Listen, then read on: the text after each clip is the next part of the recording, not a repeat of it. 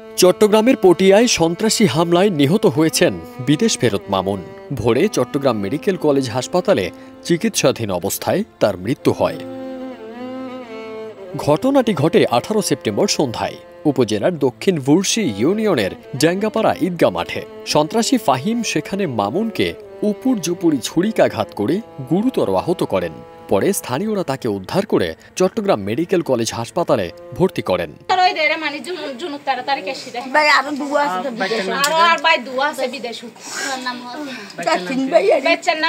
মোহাম্মদ ইমতিয়াজ চৌধুরী রায় এন্ডা সিরে 8 মাস হই যাবে আর বিয়ে করে বাপু বাড়ি রাখি দে কতদিন আগে গরগি দে রুয়ার লড্ডি মারি টাইম টুং বাঙ্গি ফেলি ইয়ারে 5000 টাকা না 6000 টাকা তে গুনরি দিই বলে সমাধান এই ফাহিম গরগি দে তারপরে এদিনে মনসা বাজার ওয়ালা এক কাম গরগি এই যেন তদন্ত দেশি দে ফাহিম নামিয়েন।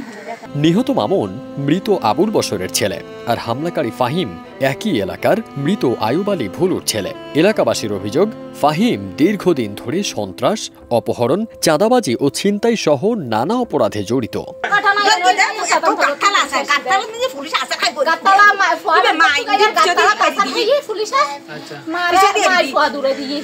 মারা হাতে তোর অবৈধ ব্যবসা করে হাতে না অবৈধ ব্যবসা না করে আর ফল দি শাসন করে পুলিশের হাতে তোর ফয়কা করে না রানা করবো।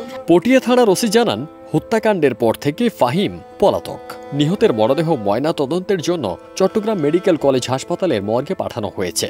হত্যাকারীকে ধরতে সমস্ত আইনানুগ ব্যবস্থা প্রক্রিয়াধীন বলেও জানিয়েছেন তিনি। এই ঘটনায় এলাকায় আতঙ্ক বিরাজ করছে। পটিয়ার এই হত্যাকাণ্ড কি তবে প্রমাণ করে যে স্থানীয় সন্ত্রাসীদের উৎপাতে এখনো ঝুঁকির মধ্যে সাধারণ মানুষ? ফারদিন সানি, দেশ রূপান্তর।